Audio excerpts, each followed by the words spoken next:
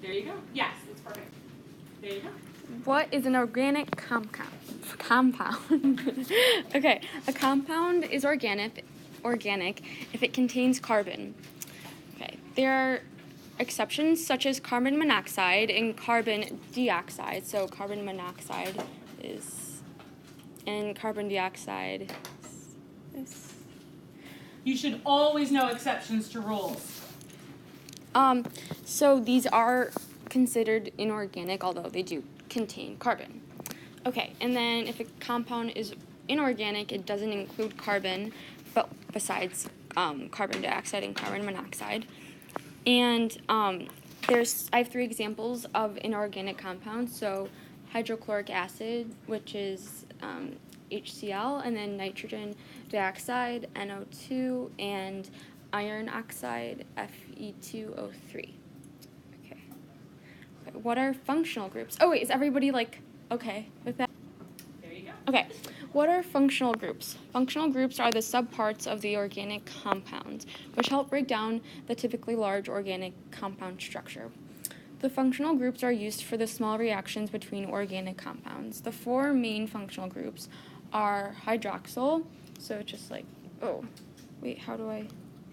why isn't it letting me draw? Because you have to hit the button or with the pencil. Looks like this. Yep, there you go. And then the carbonyl, and it's like that. And that, oh no. How do I go back? No. Oh, I think I just got it. Oh. Is that wrong? It's just like that. Oh. And then this one's going to be your H. right? And then H. H. Like that. That's Oh, I see. Okay. So yes. Do you have to know these functional groups? Yes, you do. Do you go over in here? I'm sorry, because I haven't had a chance to look it over. Do you go over the functions of these groups, like what properties they impart? I didn't go over that yet. Okay. But is it in your notes? Wait, can I pause it? Yep. All right, so if these are your functional groups, the thing to remember is that your functional group, just like the word function says, it's going to change what something does. And so with your functional groups, the first one is hydroxyl, the OH. What is the hydroxyl going to do to something? Who remembers? Oh, it removes... It's going to remove a hydrogen, so it turns something that is usually nonpolar and makes it polar, and it turns it into an alcohol. Because it makes it polar, what does that tell you that substance will now do? Dissolve in water. Dissolve in water. Very good. That's why it's important that if something contains a hydroxyl, it's now polar, it will dissolve in water. Your carbonyl group. The carbonyl, same thing. It's now going to become polar.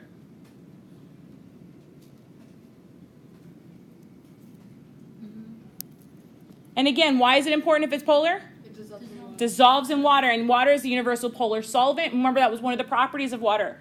The next one is the carboxyl. Right? Does anybody remember what this one does? No, it makes it polar, but it also makes something acidic. So if it's acidic, what does that mean it can do? Starts with a D and rhymes with onate. Donate a hydrogen. Perfect. So this can donate a hydrogen in solution. And the next one here, the amine group, this one here is basic and makes something basic that it's attached to. It is. So let's say you have something that looks like this.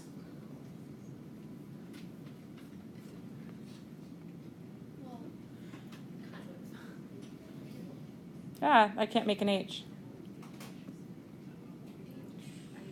Who remembers what that's the structure of? Glucose. Totally not even close to glucose. What group is this on the end? Oh, that's the special R group. That's an amine group, right? What is this on the other side? The carboxyl group. So the amino acid. Very good. This is the structure of an amino acid. Because it has the amine group on one side and the acid on the other side, what do you think that means about the behavior of an amino acid in solution? That is not neutral. I'm glad you said it, but it is not neutral. It means that it can act as both an acid and a base. It has one side that acts acidic. It has one side that acts basic. So it can act as both. The functional groups are not going to cancel out each other's magical powers. So it's an amino acid. It has the amine group and the carboxyl group, which makes something acidic.